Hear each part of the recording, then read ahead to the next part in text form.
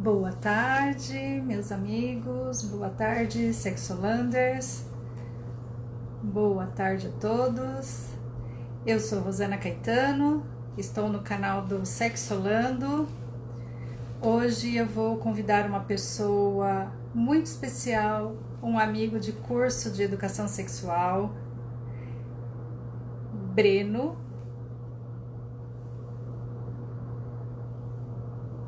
Vamos lá. Olá, Rafael, boa tarde. Obrigado por estar aqui, participe conosco. Thales, boa tarde. Tudo bem com vocês? Uma dica para vocês: aproveitem do Breno. Ele é uma pessoa maravilhosa, super capacitado, uma pessoa incrível. Acompanhe a gente aqui,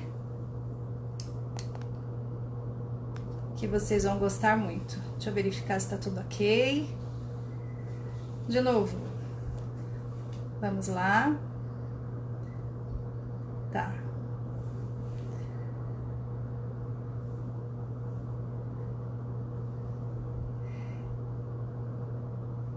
Boa tarde, Guilherme. Tudo bom?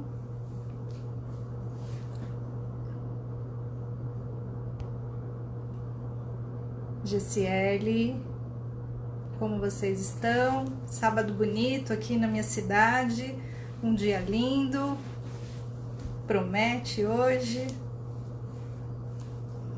Aguardando meu amigo Breno. Para quem não me conhece, eu sou Rosana Caetano, sou do canal Sexolando, uma das idealizadoras do canal. Eu e minha amiga Débora Bertolini criamos o Sexolando para falar de assuntos relacionados a sexo, saúde, bem-estar.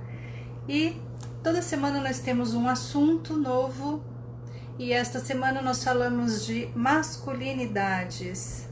E eu tenho uma pessoa especial que já chegou, que ele vai falar sobre o assunto com a gente, que é o meu amigo, meu querido amigo.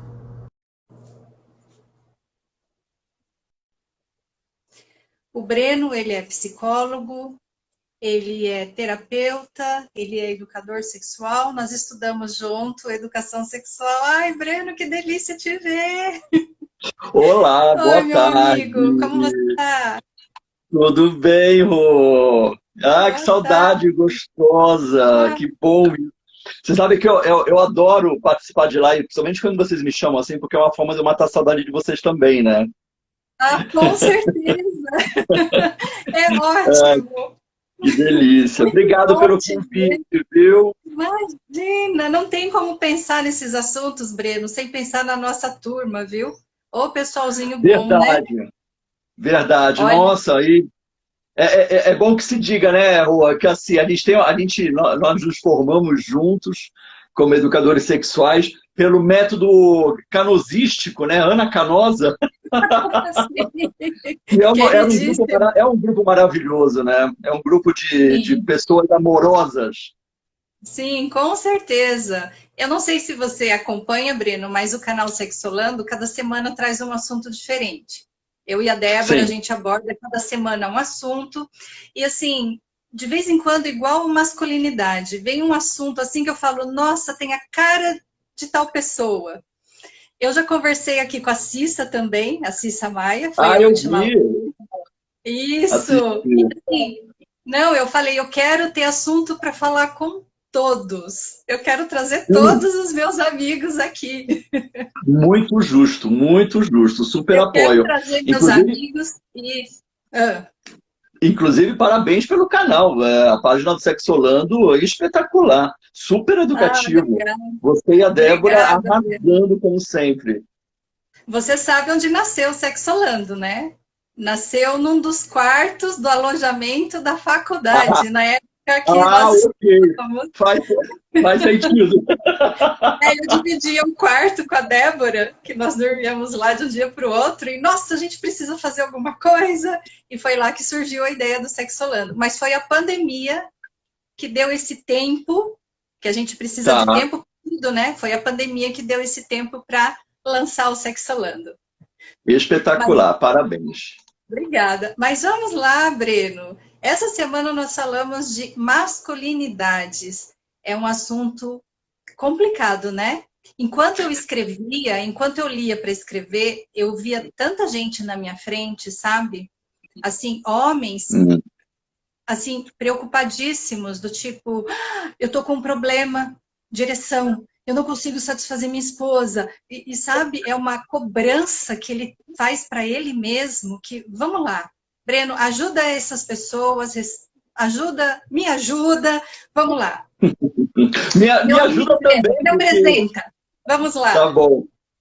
Bem, prazer, prazer. Boa tarde a todos, todas e todos. Prazer enorme vir aqui.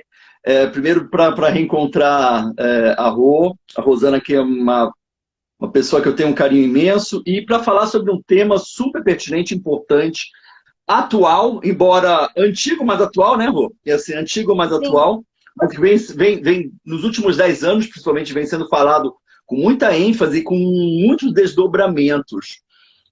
E aí a gente, né, vamos tentar pincelar um pouquinho de tudo. Eu não quero ser muito professoral aqui também, mas para ser um bate-papo mesmo, mas o bom de falar sobre masculinidades, principalmente do ponto, né, assim, partindo do meu lugar de fala, que é eu sou homem, né? E como homem, eu acho que a gente encontra, nós estamos num lugar onde nós precisamos falar. Não é nem um lugar que a gente pode falar, nós precisamos falar. Então, quando eu falo sobre masculinidade também, Rô, eu me ajudo. Porque não tem outra maneira da gente pensar em masculinidade se não for falando, né? Principalmente nós Uhum. homens, falarmos e pensarmos e refletirmos sobre elas, né? Foi inclusive esse meu trajeto, né? Essa minha trajetória para chegar aos estudos de masculinidades, porque eu sou psicólogo de formação já há mais de 20 anos e como educador sexual, como terapeuta sexual, você vai estudando gênero e aspectos da sexualidade, mas a masculinidade ela fica sempre, parece que em segundo plano, ou uma coisa, é algo mencionado dentro dos estudos do feminismo, é algo mencionado dentro dos parâmetros da sexualidade, né? E quando a gente vai falar sobre sexualidade masculina, a gente tende a olhar muito por um viés muito biológico, né? Assim, de disfunções sexuais. Então, quando a gente vai pensar em masculinidades, a gente entra agora numa outra esfera, né? Muito mais profunda, porque a gente vai falar sobre gênero, nós vamos falar sobre as construções de masculinidades, né? E que agora a gente pensa masculinidades no plural e não no singular. Nós tiramos, né? Vamos desmistificando a ideia de uma hegemonia, né? De um sistema hegemônico aonde se atribuía ao homem o detentor de todo o saber, né? E a gente começa agora a fazer nós colocamos esse homem no centro do debate, ele não está mais no topo, ele está no centro do debate como alguém vulnerável, frágil e que também sofre a partir desse próprio machismo, que ora é um privilégio, pode privilegiar o homem, e também causa um sofrimento interno a este homem, que muitas vezes é negligenciado, é negado, né, não é debatido. E aqui, em absoluto, não quero fazer nenhuma falsa simetria, né, dizendo que o machismo, os homens sofrem com machismo, muito mais as mulheres. Não tenha dúvida, historicamente, socialmente, muito mais as mulheres. Mas pensando do ponto de vista do homem, que nunca olhou para si, sempre se viu como um ser dominante, né? Um ser hegemônico, forte e detentor de poder. Ele nunca teve, o homem ele nunca precisou fazer uma reflexão mais profunda sobre os próprios comportamentos. Ele sempre determinou, né, socialmente, para o outro, aquilo que hegemonicamente ele entendia como sendo masculino. Então, ele não só determina para outros homens o que é, né, a masculinidade, partindo de um pressuposto hegemônico, branco, cisnormativo, heterossexual, como ele também ele vai se moldando a partir da dominação às mulheres. Então, como é que nós vamos, né, como é que a gente tira esse homem deste lugar, né, de poder, para ele poder olhar para dentro dele? Então isso é o que vem acontecendo nos debates sobre masculinidades, né? Então nós saímos de um lugar muito mais, de um lugar um pouco mais abstrato para algo mais concreto e que a gente pode se aprofundar e que os homens estão se aprofundando cada vez mais, porque hoje é inerente, né, aos debates sobre gênero, às questões de sexualidade, é inerente a gente olhar para esse homem como um ser também vulnerável e que precisa de ajuda. Então, quando você fala, Breno, ajuda os homens, me ajuda a entender isso, eu digo para você, eu me ajudo também à medida que eu falo sobre masculinidades, porque não tem como pensarmos sobre ela se a gente não olhar para as nossas histórias, né, para as nossas trajetórias, né, para a minha educação enquanto menino, né, aquilo que eu recebi de educação, a maneira como eu fui crescendo como homem e como hoje eu consigo, ou como eu busco desconstruir tudo isso, né, toda essa carga de ensinamento. Então, essa é a primeira trajetória que eu acho que eu particularmente, eu fiz para poder olhar para masculinidades também. Segundo, porque eu, como psicólogo,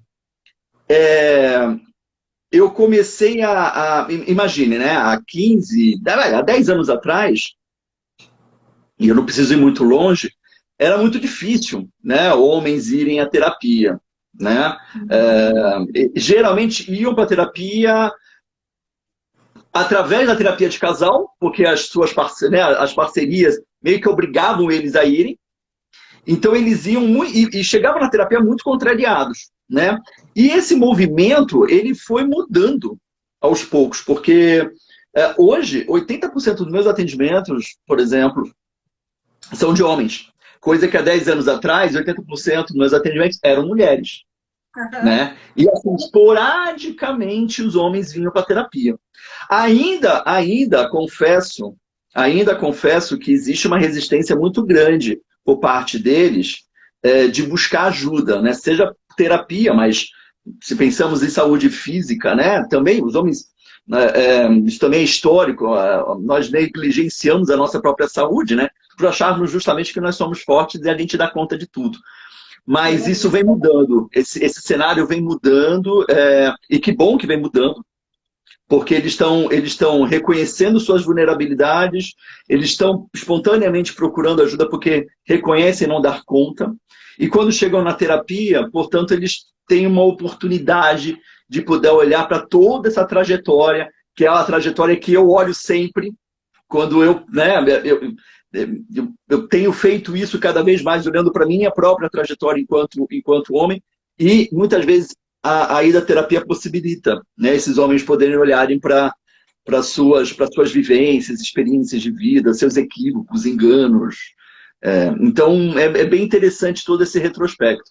Então, eu que agradeço muito pelo convite, porque falar sobre masculinidade me possibilita sempre olhar para a minha, né? Ah, tá certo, que bom. E não é fácil, né, Breno? Você assumir, por exemplo, que você precisa de uma ajuda, não é? É muito difícil. Os homens que vieram ter mim, alguns foi a mulher que trouxe. Olha, conversa com ele, porque senão o casamento vai acabar. Então, assim, teve muitos casos que tudo bem, deu certo. Teve casos que a gente detecta que o problema é a mulher. Aí o que acontece? Aí encerra o atendimento, porque a mulher fala, não aceito. Então, assim, quem é mais machista nesse relacionamento, né? É uma reflexão pertinente. Então, assim, e o homem, por outro lado, ele se sente até, eu acredito que, assim, não na maioria, mas em alguns casos, ele chega assim como se fosse até humilhado, que ele estivesse sendo humilhado. Olha, eu estou aqui porque minha vida está acabando, o meu casamento está acabando e a culpa é minha. Falou, não, calma. É verdade, tem uma vergonha, né?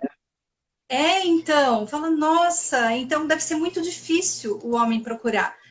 Visto, vamos lá, vamos falar de uma coisa mais, né, a questão da saúde. Você já ouviu algum homem falar que, eu não preciso fazer o exame de toque de próstata? O exame de sangue resolve? E é ótimo você tocar nesse ponto justamente no Novembro Azul, que é o mês de combate ao câncer de próstata, que, diga-se de passagem, é o segundo tipo de câncer que mais matam homens, que mais vitimizam, né, homens, o segundo tipo de câncer.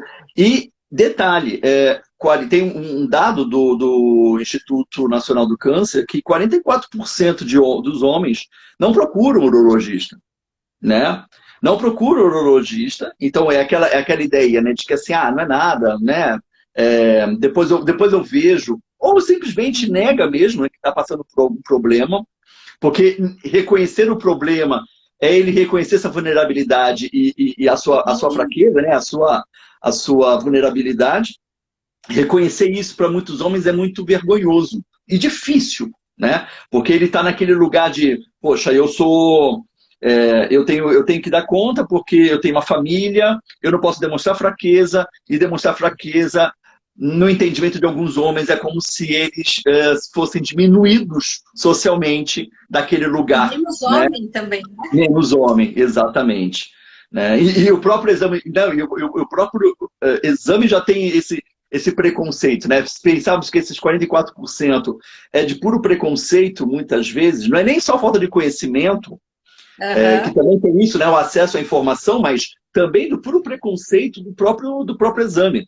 Né? Que hoje em dia, de passagem, nem, assim, o exame ele é muito simples, ele é muito tranquilo, né? E é extremamente importante, porque é um exame simples e que pode se antecipar, né? Muitas vezes pode detectar problemas na próstata de uma maneira rápida e que o tratamento, a partir disso, pode também ser efetuado de uma maneira bastante eficaz. Então, é um exame super importante, né? Principalmente ali quando os homens chegam na faixa dos 40 anos, é extremamente aconselhável que se faça o exame de próstata. Mas não só isso, né, Rô? Mas que tenham também o entendimento de buscar ajuda mesmo. Então, ir, né, mais vezes ao médico, consultas, exames periódicos, né, ficar atento à sua própria saúde, aos sinais que o corpo vai dando, e também a saúde mental, né, que aí a gente tem que falar inerentemente também. Acho que a gente não tem como desmembrar, né, corpo e mente. A gente também tem que olhar para a saúde mental. E pensarmos que muitas vezes também a saúde mental ela é negligenciada, né? Quase que deixada de lado, porque imagina, não, tudo bem, meu corpo eu cuido, mas a minha cabeça não, eu dou conta e no fundo a gente não dá conta. Não é bem assim, não é bem assim, é bem diferente, né, Breno? Eu perguntei já para os homens bem diferente. Qual é o problema de fazer o exame de toque, né? E teve um que teve coragem de falar. Ele falou, olha, o meu medo é do meu pênis ficar ereto durante o toque. Exato. Eu falei, tá, e aí? Não, porque eu falei, mas você sabia que a próstata é um ponto de prazer? Mas e se ficar ereto? Eu falei, se ficar ereto quer dizer que você tá vivo. Não acredito! É um ponto de prazer, o cu, meu Deus do céu! Imagina, você me fez lembrar de uma coisa muito legal. Tem um livro, são dois espanhóis, é o Javier Saez e o Sergio Carcosa. É um livro chamado Pelo Cu. O título é exatamente Políticas Anais. Pelo Cu, Políticas Anais. Recomendo muito, inclusive, a leitura do livro, que eles falam justamente, eles vão desmistificando um pouco essa ideia errônea, equivocada, né? E atribuída ao ânus, né? De que, inclusive, eles até falam que parece que o homem ele tem um entendimento de todo o corpo, mas o ânus ele sempre deixa, ele sempre se distancia, ele deixa, é como se o ânus estivesse fora dele, longe dele, né? Ele não olha para essa região, porque essa é a região da fraqueza, que é associada à submissão, né? Que é associado à ideia, né? Tem uma concepção homofóbica, né? Do prazer anal, porque o homem não pode ter prazer anal, né? Então, e olha que prazer anal, isso não está nem um pouco, isso não se resume a relações homoafetivas, né? Homens heterossexuais, basta você ter um e você pode se excitar. Você pode ter prazer com ele, tá? Diga-se de passagem. Daqui a algumas semanas... quer dizer, mas é espantoso isso, né? Sim, daqui a algumas semanas nós vamos falar do massageador do ponto P. Ah, sério? Ai, não cai, não Ah, percam. Ai, não percam, que bom isso. Sério. Que nós vamos, tô delícia, esperando boa. chegar a minha encomenda para mostrar, falar de uma. Eu dei uma palestra uma vez só para mulheres, e no final da palestra vem sempre aquelas perguntas, né? Que você, opa! E uma menina perguntou, ela falou: Olha, eu tô namorando sério um cara, e ele pediu para eu usar um massageador nele, no ânus dele. Ela falou desse jeito. E ele gosta, ele já pediu mais de uma vez. Eu falei, tá, e aí? Não, a minha preocupação, ele é gay? Eu falei, olha, ele é um homem muito inteligente, porque ele se permitiu o prazer. É verdade? Eu falei, é. Posso continuar? Se você gostar e se ele gostar, pode. Ah, então tá, obrigado. Mas foi assim, Exato. uma Ai, que preocupação, bom. e é isso, né? Eu falo, nossa, ele pediu Exato. Ai, um negócio, ele é gay. Não, ele é um homem que assume prazer, e né? super bem colocado, Rô. Que bom que você acolheu e teve uma fala tão esclarecedora para ela, porque tudo bem, eu acho, eu recebo essas perguntas assim também com muita naturalidade, porque tudo bem, pergunta, né? Você está na dúvida, tem alguma coisa te incomodando? Pergunta mesmo. É lógico que as associações que se fazem ao prazer anal, né, as relações homoafetivas ainda são muito presentes, principalmente, e essa é a base do preconceito de muitos homens, né? Mas é tão aliviador e tão libertador, talvez dizendo, pensarmos que nós podemos, enquanto homens, sentir prazer no ânus, e que é super gostoso com a sua parceria, né? Se isso é libertador para você, se isso te traz saúde, né, sexual, se isso é algo natural na relação e faz bem para todos ali envolvidos, se isso é consensual, nossa, que gostoso isso, né? Inclusive a Isra tá aqui comentando, ó, de forma leve, sem julgamento, Isso, exatamente. É isso, uhum, né? Então, eu acho que a tua fala, você acolheu muito bem e ela saiu de lá livre, leve e solta. Tem com certeza. um, tem um termo, outro dia eu tava pesquisando sobre isso, achei bem bacana. Tem um termo chamado pegging, que é uma prática, é a prática sexual específica de relações heterossexuais, no qual o homem ele pede para sua parceira penetrá-lo, né, com seja com cintarário, né, enfim. Mas é o homem que pede para sua parceira, para a mulher penetrá-lo, né? Então tem até um termo aí específico para isso que é o pegging. E é muito legal você ver que homens heterossexuais vêm, né, vem a público, vem afirmando cada vez mais esse prazer também e fazendo uma releitura do próprio corpo, né? Porque, engraçado, você desmistifica a ideia de que homens, né, que essa heterossexualidade compulsória ou essa heterossexualidade normativa, né, ela é tão cheio de meandros, amarras, né? Então você vai desconstruindo isso, você vai flexibilizando, você vai criando um outro entendimento de que assim, ok, eu sou um homem hétero, mas eu posso me apropriar do meu prazer de forma leve, eu posso olhar para o meu corpo, perceber outras zonas erógenas de uma maneira também. Isso pode me empoderar como homem, né? Inclusive Sim, ser muito saudável com a minha parceira, né? Com a sim. relação que eu estabeleço com o outro. No Tantra a gente aprende, né? Prazer no corpo todo. E eu Exato, ensino isso para os homens. Eu falo, a mulher exato. pode ter prazer na nuca, atrás do joelho, Aham, aqui, no braço, na palma da mão, mas como assim? Né? é, Então é maravilhoso, é muito gostoso trabalhar com isso, Breno. é verdade. Agora, eu vou voltar naquela questão que eu estava comentando das hegemonias, porque eu acho que é legal a gente contextualizar até um pouquinho sobre da onde que vem essa ideia de masculinidade, né? Os estudos de masculinidade, melhor dizendo. Porque eu acho que esse é um ponto fundamental também para a gente chegar, para a gente poder desfrutar até de toda desse novo entendimento, desses novos contextos, né, nos dias de hoje. Os estudos de masculinidade, eles começam já assim, em 1970, por exemplo, na década de 1970, saíram alguns artigos já falando sobre. Tem um artigo ficou famoso que é a liberação masculina, a liberação do homem, onde o autor ele já estava ali discutindo algumas questões do homem conseguir se libertar um pouco, né, de certas normativas sociais. Mas foi na década de 1980 onde, de fato, as coisas começam a tomar uma forma mais aprofundada e consegue ampliar todos esses debates.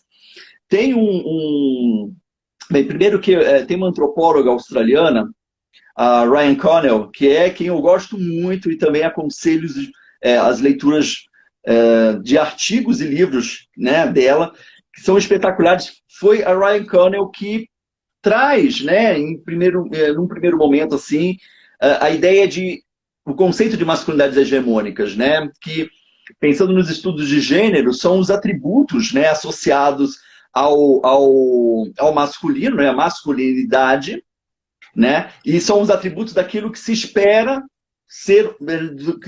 do homem, né, socialmente. Então, à medida que ela vai fazer esses estudos, né, e ela começou a fazer uma observação nas relações entre as crianças, né, os meninos e as meninas, nas escolas lá na Austrália.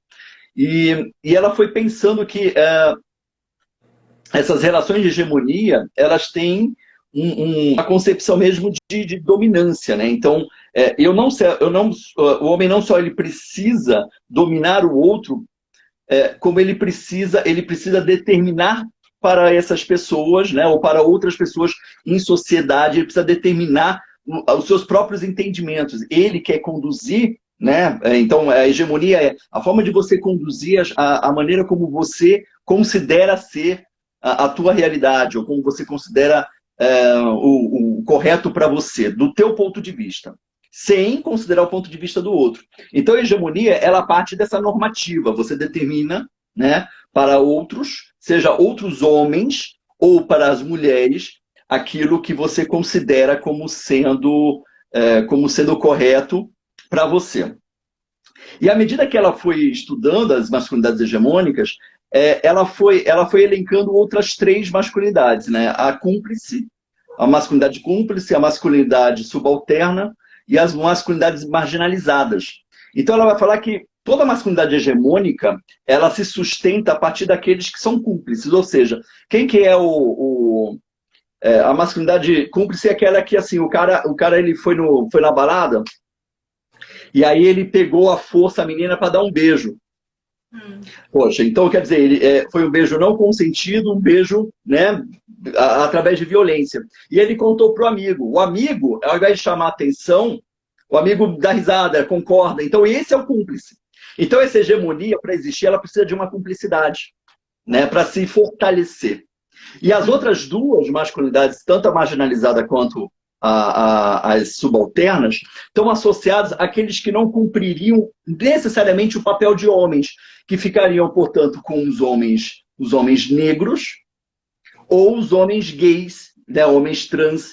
Por quê? Porque esses não seriam necessariamente homens, né? Principalmente os homens gays e homens trans, por quê? Porque esses estariam mais próximos do feminino, da feminilidade, né? E aí aquele conceito de que, assim, quanto mais próximo do feminino, menos você faz parte da patota, menos você está dentro do parâmetro da masculinidade, né? Enquanto que para os homens negros tem a questão da subalternidade, ou seja, do ponto de vista do racismo, né? Então, assim, você é homem, mas a questão do étnico-racial vem na frente. Ou seja, o preconceito, muito embora sejam homens, mas existe um preconceito também que é um marcador ali, né? Assim como homens gays também tem um marcador da homofobia. Então, quando a gente pensa em masculinidades hegemônicas, que vai originar, inclusive, aquele termo, acho que ficou bastante famoso agora como masculinidades tóxicas, a gente vai percebendo que os preconceitos sociais, eles permeiam essas construções de masculinidades em detrimento, né,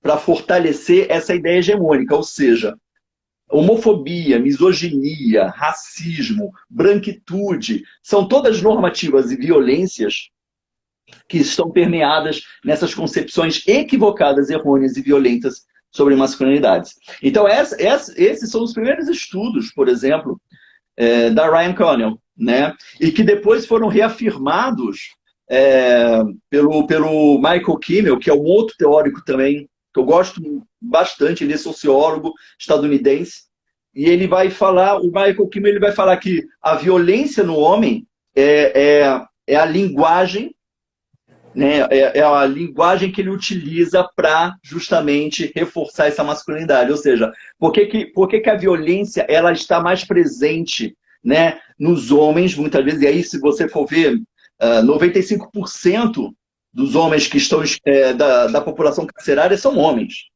né? Mais de 50%, bem mais de 50% de, por exemplo, de acidentes de trânsito tem homens envolvidos, né? Por que essa violência ela parece estar mais presente nesses contextos masculinos? Por quê? Porque é uma linguagem utilizada, ou sempre utilizada, para estes homens hegemônicos reafirmarem seus lugares, né? Então é o que o Michael Kimmel ele vai falar. O Kimmel, inclusive, ele estudou recentemente, em 2016, ele lançou um livro, que ele fez um estudo, sabe ano passado, a invasão do Capitólio lá nos Estados Unidos? Tiveram fotos, inclusive, de homens que estavam trajando vestes medievais, né, com chifres, uma coisa meio performática. Mas tem crescido muito grupos de homens, que são os masculinicistas, que se organizam são grupos que se organizam para violentar, né? Então, será mulheres, imigrantes. Então, existem grupos, inclusive, formados na internet com esse propósito. Quer dizer, por quê? Porque a violência ela passa a ser a única forma de linguagem possível para reafirmar o lugar dessas hegemonias. Eu ia falar, será que não é uma forma de afirmar para eles mesmos o que eles são? Em algum momento bateu alguma coisa que falou, nossa, será que eu sou homem? Não, eu vou participar de um negócio desse, para mostrar que eu sou homem. E eu acho que sim, porque tem a cumplicidade, né? Tem a cumplicidade, exatamente. Por isso que eu acho muito interessante pensarmos que é o seguinte, se você não precisa necessariamente participar de grupos reflexivos, grupos de conversa, né? Você pode levar o debate de masculinidade com os teus amigos, com os teus parentes, com os teus primos, com o teu pai, né? Se você vê um amigo teu fazendo algo inadequado, né? Uma piada misógina, um comentário racista, grupos de WhatsApp, gente, que absurdo, né? Então é nudes. Então, se você recebe no grupo de WhatsApp, lá com teus amigos, um rapaz mandando um nude de uma moça, né? Qualquer, repreenda, questione, não dê aval a esse tipo de comportamento. Então a gente não precisa necessariamente, você não precisa fazer parte de um grupinho, ir para terapia, para você começar a promover desconstrução. Desconstrua nos lugares por onde você frequenta, né? Porque enquanto homem é assim, se a gente não atuar com essas hegemonias, se a gente não atuar diretamente, se posicionando de forma contrária a estes homens, a gente nunca vai mudar esse retrospecto, né? Não tem como a gente pensar, por exemplo, em mudar a violência doméstica se a gente não falar com esses homens agressores. Percebe? Por isso que é tão importante a Lei Maria da Penha, a Lei Maria da Penha, ela não só ela pune, né? Mas como ela também ela reeduca, né? Porque ela promove também a inserção desses homens em grupos reflexivos para eles pensarem sobre a violência que eles perpetraram. Nossa, o Breno, você falou a palavra certa, educa. Você sabe que eu passo, muitas vezes na minha vida, eu parei para refletir as coisas que a gente assimila, principalmente quando criança, você está crescendo, você vive entre adultos ou na escola, e tudo que eles passam para a gente não reflete, a gente não questiona, pelo menos na minha época. Eu estou falando de mim, tá, pessoal? Estou falando de mim.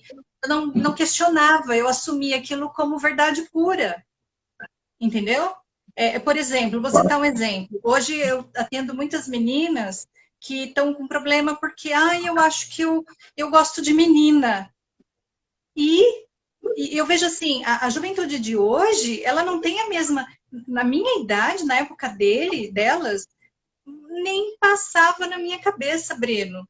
Será que eu tenho uma queda por uma menina? Isso nunca passou na minha cabeça, nunca. Entendeu? Super Hoje entendo. não. Hoje, sabe, eles tentam, eles testam, eles, sabe, é isso que eu gosto, não é isso que eu gosto. E assim, eu assumi aquilo, ó, você nasceu mulher, você vai se relacionar com um homem. Pronto, entendi. Eu assumi, eu aceitei, não questionei. E levei isso para minha vida, entendeu? Então, a Exato. masculinidade vem assim também. O menino, ele ganha carrinho, a menina ganha boneca. Porém, quando esse Isso. menino cresce e é pai, a mulher fala: poxa, ele não sabe, ele não me ajuda com o bebê. Cadê a boneca do menino quando ele é criança para aprender a lidar com o bebê? Cadê a Exatamente. panelinha que o menino ganhava? Cadê a cozinha que ele tinha que brincar quando era criança para aprender a fazer comida? Não é Exatamente, verdade? exatamente. O que é uma grande distorção, né? Porque se a gente quer se a gente está pensando aqui em se antecipar os fatos, a gente quando pensa em educação, a educação ela tem que acontecer justamente nesse momento na vida, né? Dos meninos, das meninas. Por isso que é tão importante, e eu estou falando muito por mim, mas eu tenho certeza que você vai concordar comigo. É tão importante uma educação em sexualidade nas escolas, nas universidades, né, nos espaços acadêmicos, escolares, Uhum. porque se a gente quer promover de fato transformação, é a partir da educação.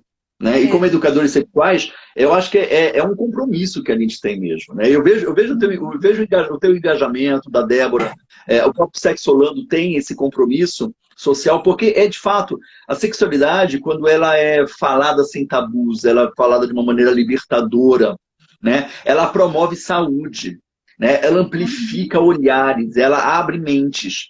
Então, se a gente quer pensar em masculinidades de uma maneira plural, saudável, né? Porque o que a gente, o que a crítica a masculinidades tóxicas, por exemplo, não é ao homem. Ser homem, a gente tem que gostar, a gente tem que ter muito orgulho de ser homem. Eu tenho muito orgulho de ser homem. Eu gosto de ser homem. A questão não é a crítica ao homem, mas as normas ou os pressupostos aos quais nós vivemos toda uma vida seguindo e que são muitas vezes equivocados, são errôneos, Uhum. né? Então, se a gente quer Uhum. mudar esse cenário, é justamente lá atrás, é numa educação diretamente Sim. com as crianças, né? Então, daí a Sim. importância da gente poder levar isso, né, para os ambientes escolares e acadêmicos. Então, é legal o que você falou, porque eu compartilho muito também da tua vivência, assim, eu cresci com imagina, né? Você é uma criança, uma página em branco, e você vai escrevendo coisas nessa página que muitas vezes depois você não vai, você só vai se dar conta depois de algum tempo com a maturidade, mas que você tem que apagar e reescrever, né? E quantos Uhum. equívocos, né? Que eu tive que eu tenho na minha vida ainda, Até mas que eu hoje a vivi gente se depara. até hoje, mas não tenho dúvidas, né? Mas aquela ideia de que o menino não chora, né? Engole o choro porque você não é menininha, você tem que ser garanhão, pegar tudo quanto é mulher, né? Olha, você não pode deixar passar uma oportunidade. Mulher falou não, é sim. Sabe? Você Uhum. cresce ouvindo esse tipo de coisa. Isso é tão violento, né? Que muitas vezes é difícil você tirar né, tirar as raízes, né? Esse processo de Sim. desconstrução, muitas vezes, ele leva tempo, porque é muita informação e são muitas crenças enraizadas, né? Por isso que Sim. é tão Sim. importante quando a gente pensa em saúde mental, quando o homem ele vai para terapia, os homens quando chegam em terapia, é assim, eles estão eles estão descompensados, eles estão cansados, eles estão atordoados, desorientados, muito preocupados, chegam depressivos, ansiosos, com episódios de pânico, tomando um monte de remédio. Mas por quê? Porque eles não sabem mais o que fazer, né? Eles não têm parâmetros, eles não têm mais referenciais. Porque nós vivemos contextos sociais que ou você acompanha e você começa a mudar a forma de pensar, de se expressar e de estar no mundo, ou você vai ficando para trás. Você vai ficando Sim. totalmente deslocado, porque nós precisamos. Hoje não é mais cabível, né? Posicionamentos homofóbicos que nós tivemos, né? Quer dizer, vira e mexe nós temos isso, né? Mas pessoas que têm posicionamentos homofóbicos e mantêm isso. reafirmam esses posicionamentos. Homens que ainda a violência diretamente à mulher, né? Essa ideia de propriedade, de dominação, a gente precisa desconstruir, desmistificar isso, a gente precisa romper com essa lógica, né? Da violência à mulher, como se a mulher ela fosse um objeto, né? Essa objetificação, essa coisificação à mulher. Então, não é mais cabível esse tipo de postura, de mentalidade hoje em dia. Breno, eu diria também, desculpa te interromper, depois você continua. Imagina, imagina. Essa violência com a mulher e a violência com ele mesmo. Porque Exato. Muitas vezes esse padrão não faz parte dele. E assim, quando ele percebe que ele está fora do padrão, ele, nossa, deve ser um tormento. Então, ele se machuca, né? Então, não é só violência com a mulher, é com o próprio homem. É verdade, é verdade. Você sabe que violência sexual, por exemplo, a gente tende a olhar para a violência sexual sempre olhando para a mulher enquanto vítima, né? Uhum. Mas os homens também sofrem violência sexual e é um assunto pouquíssimo falado, inclusive. Né? Existem estudos que vão indicar que um a cada 6 meninos sofrem violência sexual antes dos 18 anos.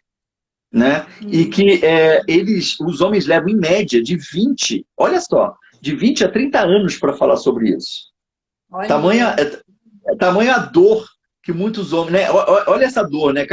Vai carregando essa dor, esse sofrimento dentro de si. Por quê? Porque é vergonhoso, é doloroso, né? Olhar para essa violência sofrida, né? Admitir isso e olhar para essa violência é muito difícil para muitos homens. Então, assim, eu acho que isso que você falou, né? Esse sentido de não só a violência ao outro, mas contra eles mesmos, isso acontece muito porque muitas vezes o grande problema dos homens quando chegam na terapia, por exemplo, e que socialmente a gente vê isso se repetindo, é que os homens eles sofrem calados. Eles sofrem em silêncio. Eles se silenciam. E daí, eu já faço uma outra chamadinha também para quem quer uma boa referência. Assista no YouTube um documentário chamado O Silêncio dos Homens. É maravilhoso. Você já assistiu? Não, vou assistir. Tá no YouTube, Silêncio dos Homens. É mais ou menos 1 hora de duração. O Silêncio dos Homens, eles vão partir da ideia de que justamente nós homens, nós nos silenciamos diante dos nossos próprios enganos.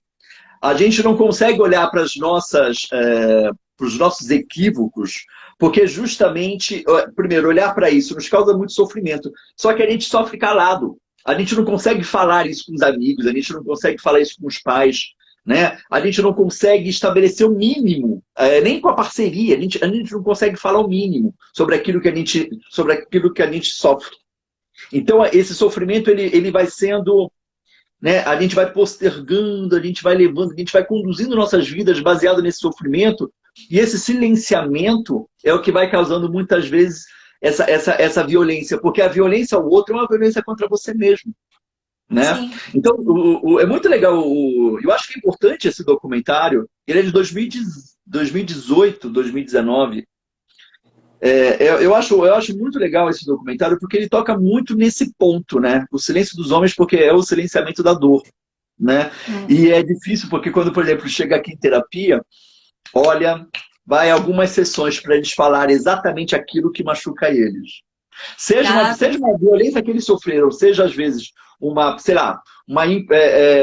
problemas de relacionamento, né? É mais fácil você atribuir ao outro aquilo que você não reconhece em você. Então, assim, ela é ciumenta, ela é muito agressiva. Outro dia eu recebi um áudio, né? Um rapaz vindo por indicação. E ele falou, olha, Breno, eu queria fazer terapia e tal, mas eu não quero fazer agora, porque eu acho que o mais importante é a minha esposa fazer, porque é ela que está com problema agora. Aí eu falei assim, me conta a história. A história tem tudo a ver com os dois. Mas para ele, na cabeça dele, no entendimento dele, é ela. né? Ela tem que fazer terapia neste momento. Eu posso até fazer depois. Eu até acho que ele não queria fazer terapia. Ele fez como uma meia-culpa. Mas, neste momento, ele atribui toda a culpa a ela e ele transfere para ela a responsabilidade do problema do casal. Então, já é difícil vir. E quando eles vêm para a terapia, é muito difícil, às vezes, chegarem no ponto aquilo que machuca. Por isso que é tão importante na terapia, ou diante desse silenciamento, a gente promover o reconhecimento do afeto. Porque nós homens, nós nos silenciamos porque a gente não reconhece os nossos afetos.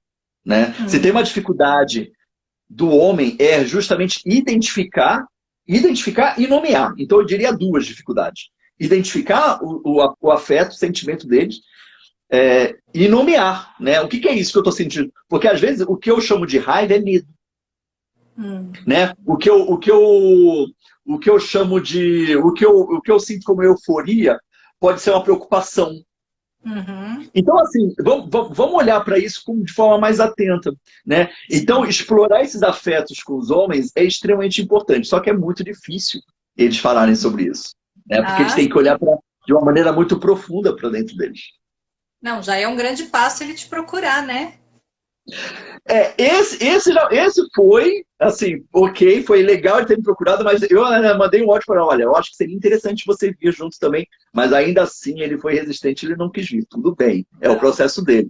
Mas eu fico muito feliz quando eles, né, os homens vêm para a terapia de forma espontânea, sem atribuir nada a ninguém, o negócio é meu. Então é bem bacana quando esse movimento acontece. Ai, que delícia, Breno. Mas ainda assim é sempre muito... É um processo difícil, devagar, né? É um processo que vai um tempo. É muito gostoso. Nossa, que delícia! Eu acho que eu vou ter muito assunto ainda para te chamar. É muito bom falar com você. E olha que assim, a gente não consegue falar sobre tudo em masculinidades, porque é lógico, eu estou aqui pincelando, primeiro porque é um tema muito atual, e o que eu estou trazendo aqui são as atualidades, mas a gente pode olhar, por exemplo, para as construções de masculinidades, entrando, por exemplo, em gênero, a gente pode falar sobre masculinidades falando muito a saúde do homem, né? A gente pode pensar, por exemplo, em pornografia, né?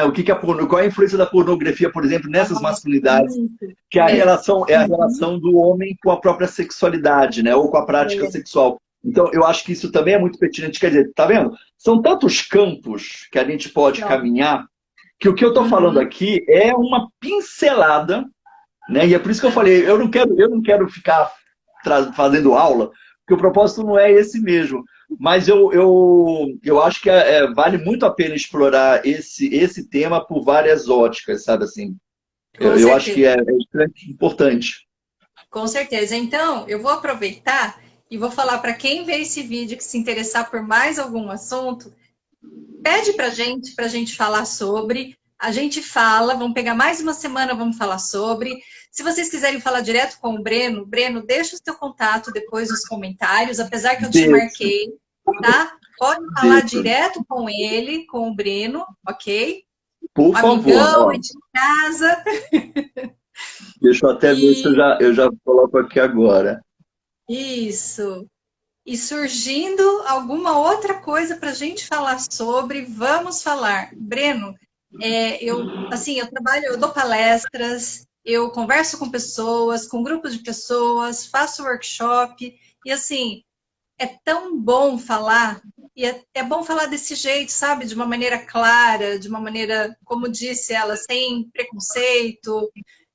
Nossa, eu amo isso. Eu conheci essa parte da sexualidade quando nós estudamos juntos, e eu vejo a necessidade que as pessoas têm de falar sobre isso.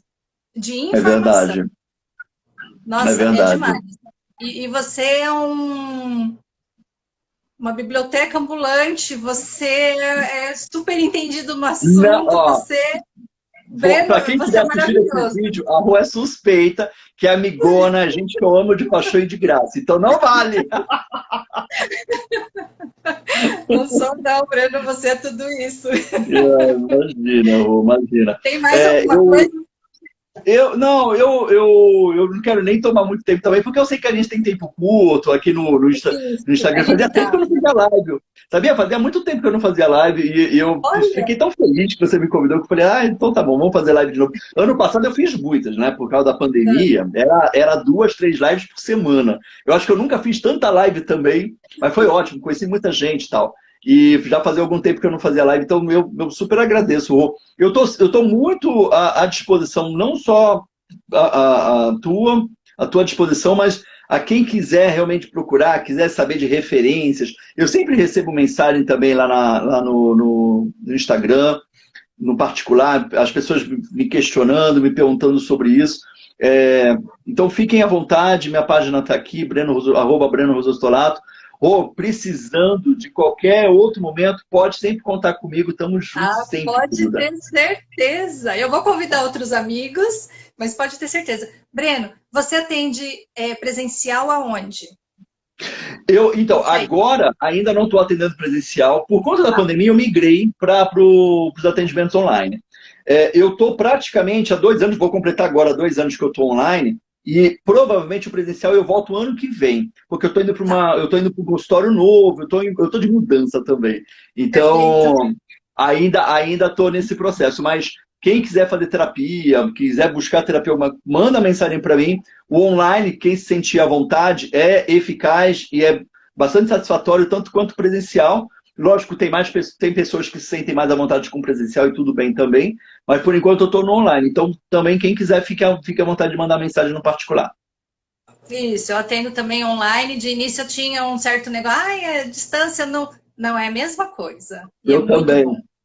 eu Apesar que eu também, eu gostaria de ir também. uma vez por semana para Nova Zelândia para atender a menina, mas como não dá, tem que ser online mesmo. Mas isso que é legal online, né, Rô? Que nos possibilita a atender fora do Brasil, pessoas, né, Aham. de outros países. Eu também tenho atendido muitas pessoas fora do país, e é muito legal, porque eu acho que online ele super dá conta, né? O processo ele flui muito naturalmente, e a gente rompe com as fronteiras, né? Então Isso, é com bem legal. certeza. Menina, você vai para Nova Zelândia, vamos fazer um presencial lá, ué. Opa! Vamos. Que Breno, alguém tem legal. alguma pergunta para esse meu querido Breno? Se não Ó, eu conseguir quero. agora, oi? Não, pode falar, não, pode falar, por favor. Se você assistir depois esse vídeo que não conseguiu fazer pergunta online, fala com o Breno, ele é queridíssimo. E, Breno, não tenho como te agradecer. Eu acho que eu tenho. A gente precisa se encontrar, que eu quero te dar um abraço, meu amigo. Com certeza. Nossa, marcado. Compromisso, marcado. Quero muito mesmo. Vamos ver se a gente combina. Vamos combinar Vamos, ano que vem, eu acho que rola. Eu sei que agora, vamos. final de ano, a gente está aí já em novembro, festas e tal. Sei que o ano já acabou, já foi. Mas ano que vem é compromisso. Precisamos mesmo nos reencontrar. Aquela turma toda bacana. Sim, com certeza. Então Tá eu bom? finalizo aqui, Breno. Pessoal, muito obrigada por estar aqui com a gente. Breno, de coração, gratidão. Sinta um Imagina. beijo no coração, meu amigo. Beijo todo meu. Muito Obrigado obrigada. você, Rô. E até a próxima, gente. Obrigado quem Até assistiu a até agora. próxima. Beijão, Haverá a querida. Valeu. próxima, hein? Com certeza. Tchau. Beijo, tchau, tchau. Beijo. Tchau, pessoal. Beijo, valeu. Obrigada. Tchau, Bom tchau. final de semana. Você também.